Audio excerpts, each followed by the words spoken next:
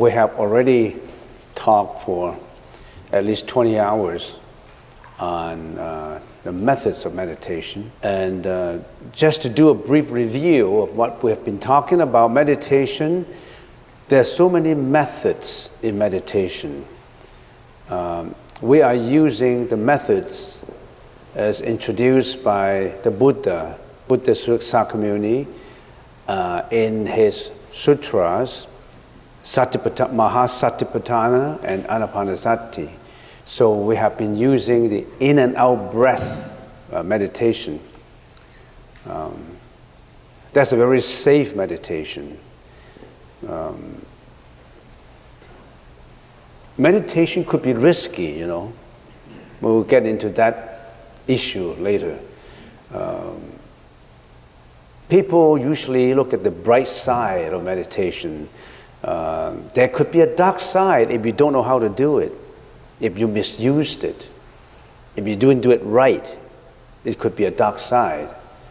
And most information only illuminate on the beneficial parts of it. But if you don't know how to do it, there could be problems that you should know. Okay, but let's continue with the in and out breath. Now, we say meditation is in two parts, basically. The concentration part, the Sanskrit called samatha, and the contemplation part, the Sanskrit called vipassana. And in the concentration part, we have counting, following, and stabilization. So on the contemplation part, we have introspection, returning, and purification. We've been talking on counting. On the first one, on the counting, the object of concentration is counting. And let's do a fast review. Counting, the way we discussed it, we discussed how to cultivate counting, the counting method, and how to, we'll talk about the realization part of the counting. In counting, the practitioner regulates and harmonizes the breath so that it is neither too rough nor too subtle, counting unhurriedly and slowly from 1 to 10. One focuses the mind on the counting and does not allow your mind to wander off, you know, or become scattered. Now, if you do your counting properly, people say, where do I go from here? I'm counting, you know, the counting method as introduced by the Buddha. So where do I go after counting? You know where to go. You know your counting is well done when you have the following. We call it subtle breathing. So in meditation, you really need training. It's not just you come once in a while, you do half an hour one day and you don't do it, and you do another half hour 3 days, 4 days later. That's not meditation. That's you just relaxing. Meditation needs training your own mind all the time faithfully. So you know that your counting is well done when you have subtle breathing. How do you know that you have subtle breathing? Number one, when your breathing makes no sound. When you cannot hear your breathing. Usually you can hear your breathing. You can actually hear your breathing internally, but when your breathing makes no sound, when the breathing is smooth and your breathing is long and deep with no obstruction, you know that you have subtle breathing. Number two, the exhalation and the inhalation are of extended duration such that they are as if still there and yet not there. It's your breath develops from being subtle to fine. It almost like it disappears. You can't feel your breath anymore. Usually everybody feels his own breath. When your breath is subtle, you cannot feel it. That's the time when you know that You graduate from the school of counting. Let's say there are 6 schools in in and out breath. Counting, following, stabilization, introspection, returning, and purification. So every one of these, if we use the analogy of a school, the school of counting, when would you graduate from the school of counting? Not accounting, counting. Okay, that is when your breath is subtle. When your breathing is subtle, then the mind has less and less scattering thoughts. You're feeling content and peaceful. So in other words, when your monkeying mind is not hopping from one branch to another. Right now you may not realize it, you may not notice it. Our mind is all over the place, every second, like a monkey going in all different directions, even when you're meditating. When you're meditating, when you're sleeping, even in your dream, the monkeying mind is hopping from one branch to another.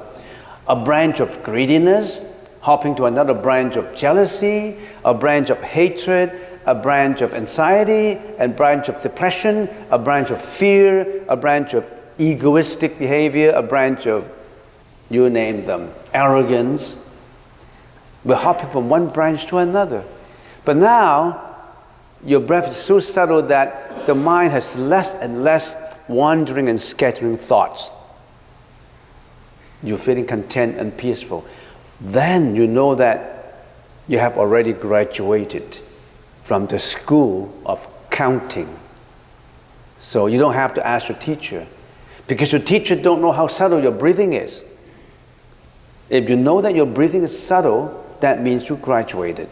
Don't go on to the next school if you haven't graduated from the school of counting. If you haven't graduated from grade 1, going to grade 2, you're not qualified for grade 2 yet. After you graduated from the school of counting, you go to the school of following. Now, what is this school all about? When counting is well done, the mind is content with peacefulness. The practitioner feels that counting is not fine enough. Counting is too coarse. He does not want to bother counting. As the breath disappears, the breath is disappearing. What are you counting? Counting what? You only count when you have a breath, right? When your breath disappears, what do you count? To him, counting is an attachment. He is now going on to a higher level of in and out breath meditation. He just wants to follow the breath.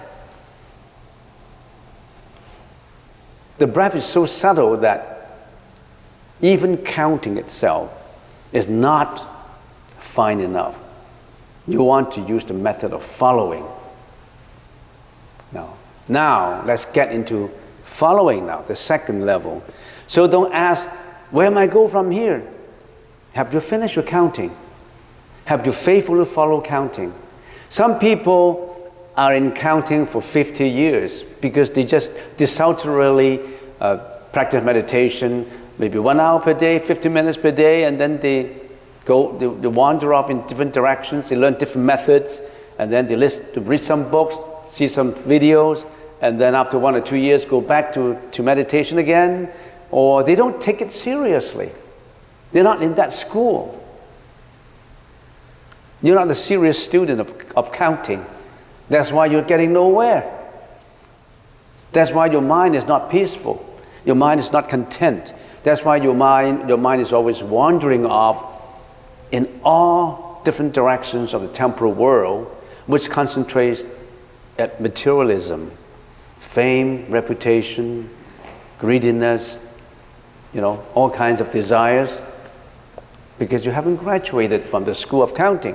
Now, assuming we go into following now.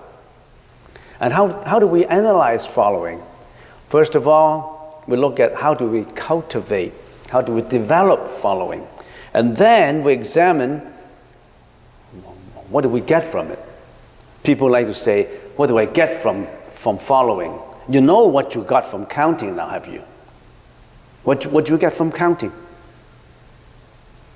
subtle breathing, peacefulness of mind, content. Your breath disappears, no sound, long, deep, smooth. Now, let's talk about following. The cultivation of following.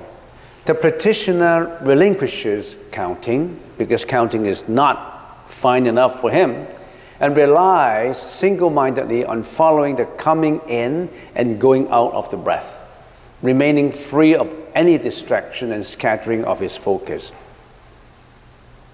He just follows the breath. Oh, the breath comes in. It goes into my body. It permeates into my organs. It goes into every part of my body. So you follow the track of the breath. You follow it. It's not easy. You follow it from 1 second, the next second you're thinking of, where do I go? Do I go to White Spot for lunch? Or McDonald's? Or do I try a different burger? You know, you think of many, many things. What happened yesterday? What did my wife say? My wife said something I don't like. Or my boss said something I don't like. I have a fear about my own job. When I get laid off, if I got laid off, how do I get UI? You know, how do I get this report? How did they report me? Oh, my business is going down the drain. What would I do? Should I get a job? My marriage is hitting against a rock. It's going to be broken. All kinds of thinking. Now, okay, you cultivate, you follow. How exactly do you follow your breath? Just talking about following isn't enough. How do you follow? Do you know where your breath is? Here, right? What's the easiest object that you can follow? Not anything else externally. What do you follow? You follow a car? You follow a bird? It's so external that it disappears from your sight immediately. What do you follow? The best, the most akin to you is your breath. Don't tell me that you cannot even follow your own breath. What is life? Life is a breath. Some people say life is within a few hours, within 1 hour, within 5 minutes, within 6 minutes. But even the Buddha said, life is in between breath. If you snip your nose and closed it, the last breath is already gone. And if you don't follow it by the next one, you're dead after a while. No oxygen goes into the brain anymore. So life is so short. People say life is short, it's just about 100 years. No, life is not about 100 years. It's about in between one breath. If the previous breath is not followed by the next breath, you're out. So actually life is an illusion. Life is so short that it's an illusion. And when we talk about time dimensions, when the Buddha talked about time dimensions, we have the past, we have the present, we have the future, right? 3 dimensions of time. Our body occupies space. And what is time? What exactly in our body that clearly shows us the passage of time? Your breath, right? One breath after another, the timing is short, the passage of time. When we talk about our past, usually a modern guy would say, yesterday, my past is yesterday, my past is last year, my past is 2 years ago, 3 years ago. But the Buddha said, your most recent past is when you were given birth, the most recent. Your remote past is your previous lives, which is immeasurable, so many lives. But your most recent, the past that you can keep track of, is when you are birth, when you're at birth. When you're born into this world, that's how long ago? At birth. And then that's your past, but how about the future? What will the future be? What is waiting for you? Your future. That's for sure. Death. You know, death. What is waiting for us? Tomorrow? No. Death, for sure. If you don't have to die, raise your hands. Anyone who doesn't have to die, raise your hands. So we said our past is at birth, our future is death. What is in between? What is in between? Which signifies, delineates, and clearly tells us the passage of time. What's in between? You don't even know about it? Oh, I know about it now. Aging. You're aging all the time. There are some meditators there I saw about a few years ago, and suddenly when I saw him or him again, it's not the same, exactly the same person. A little bit of wrinkles here and there, including myself. Aging is in between. Is in between. But then birth, aging, and death. We know this is the passage of time. During this time, what do we do? What do we do during this time that we know we are given birth, we're aging, and we die? What do we do? Every day, what do we do? We're struggling for what? Wealth, reputation, fame, relationships. What do? We are doing something that is absolutely not important to our enlightenment, to our spiritual transformation, to saving ourselves. The Buddha said we're not saving ourselves in the modern world. What we're looking for is just materials. A big house, good car, you know. Rich, billionaires. Can money help you to be away from death? To be away from aging? To be away from birth? Do you have a choice when you're being born into this world? Do you have a choice? You don't have. What determines where you go? What you have done, your karma. You have exactly contributed to what you will be in the future. What you're suffering now is what you have done in the past. Cause and effect. So the Buddha said, this world is a world of suffering because what we're experiencing is actually birth, aging, and death. But then what do? We're always building up bad karma. We're building up bad karma to justify the next reincarnation into another body. The Buddha said, don't reincarnate anymore. Don't get in the world of suffering. Elevate yourself from samsara. Transform yourself spiritually, not materially, not physically, not emotionally, but going through that transformation where you can be out from samsara. And the Buddha introduces methods to tell us to get out from samsara. There's so many methods in the Buddhist teaching, but who would care to spend time in studying and training himself to be liberated from samsara? Not many. People are just struggling for fame, reputation, and food and relationships, this kind of thing. And then they died again, going to the next round of reincarnation. Cause and effect, causality. So we know that when we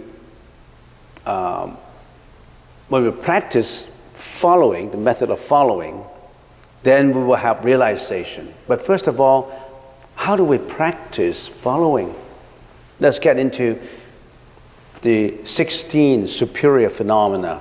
Because of following the breath, the practitioner becomes able to develop 16 superior phenomena during the cultivation. In other words, you will experience this. That's actually what you are developing. What's this? First one, awareness that the breath is coming in.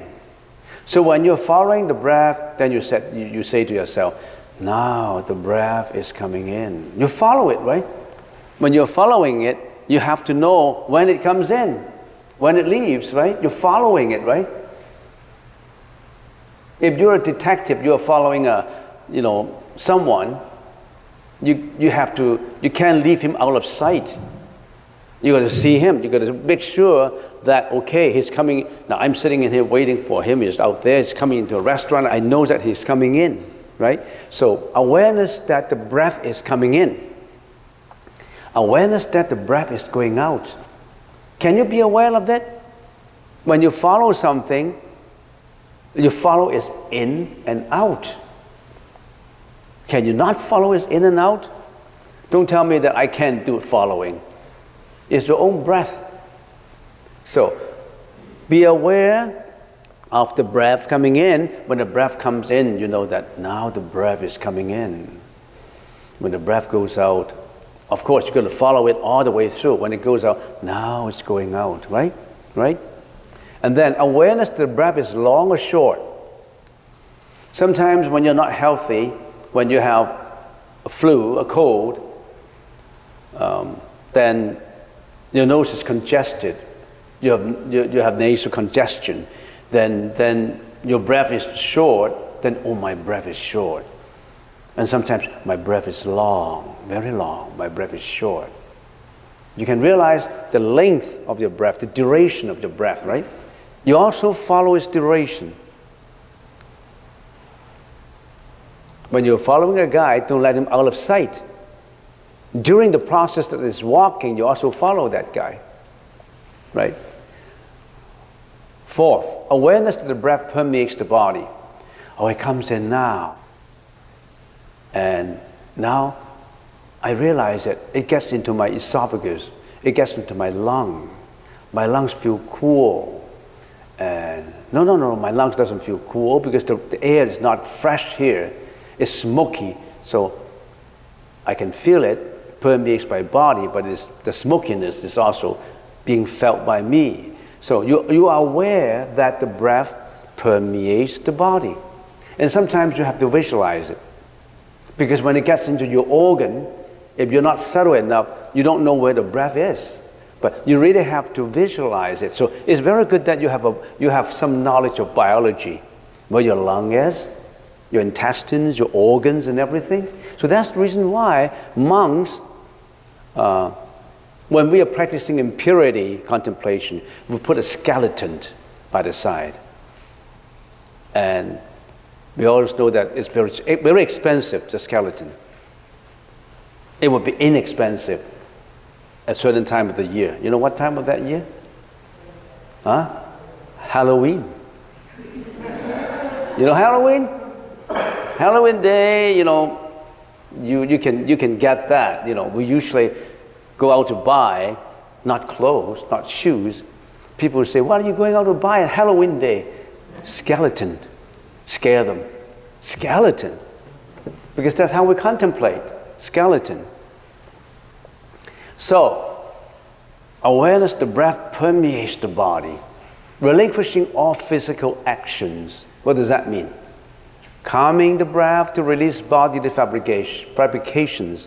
Well, what do I mean by that? Sometimes you are meditating, and because of chi imbalances, sometimes your hands move. And sometimes you'll be shaking like that. The body fabrications. You are aware of that too, because when you're following the breath induces the chi imbalances. Sometimes you move. And sometimes the chi would move you to a position that is not right. I have seen people like that in here. They're sitting like this. Have you seen people sitting like this? They're not straight, they're always like this. Do you have a question? No? I thought you have a question. Is it involuntary? What? Is it involuntary? It's involuntary, yes.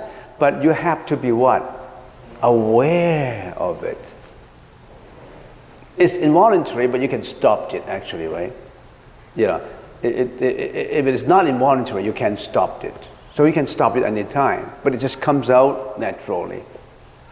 But if you're really in tranquility, there shouldn't be any body fabrications. You must be aware of the body fabrications. Some people say, okay, I have body fabrications, I move, and I feel good, so I want to move every time. When I move, I want to make sure that it moves. No. So when the physical actions come, you let it go, but you allow the momentum to carry on, and then it will go. You won't say, I like the shaking, because it helps me to exercise. Then you're in trouble, because you're attached to it. Okay? And 6, the mental experience of joy. I mean, you feel joyful. You are aware of the joyfulness. The mental experiences of bliss, which is a higher level of joy. The experiencing of all mental actions, being aware of all mental fabrications. Now, previously you have bodily fabrications. Now you have mental fabrications. What is this mental fabrications? And you're sitting in there and sometimes you feel, I have anger in me. Because my abusive childhood brought back memories that I dislike. I hated my alcoholic dad. He beat me up. So you brought back this mental fabrications and you dwell in it. You feel unhappy. You feel angry. Try to let that go. Don't let your past anger linger on. Yesterday I was talking to a fellow, and he said he felt, every now and then he had a depression. And then after we talk about it, and how does it start? Where did it come from? Is that I hate my dad. My dad was a wino, you know, drinking all the time and beat me up, and I didn't like my childhood. And I can't forgive him. So I talk to him. I said, forgiveness is, anyone who can forgive is not a coward. Only heroes forgive. Only cowards attach to hatred. Because they are not strong enough to let the hatred go. So the higher your forgiveness, the more heroic your feeling is. It's always good to forgive than to anchor your hatred in you, which makes you depressed. So always forgive. Forgiveness is like when you look at the sky. And if always anchoring your hatred, it's just like you're sitting in a closed room where you're surrounded by nothing but hatred. So always open up your mind, whatever bygone which induce you hatred because of certain action that have been performed on you. Forgive that, because you will not allow it to happen again. And that agony, don't bring that agony onto the present table and thought about it and ponder on it. It's unfair to you, because whatever past is past. How come you brought bad experiences onto the present table and attached to it? It would be foolish to do that, because first of all, it won't happen again. Second of all, you don't allow it to happen. So why do you let it to haunt you? Get that off.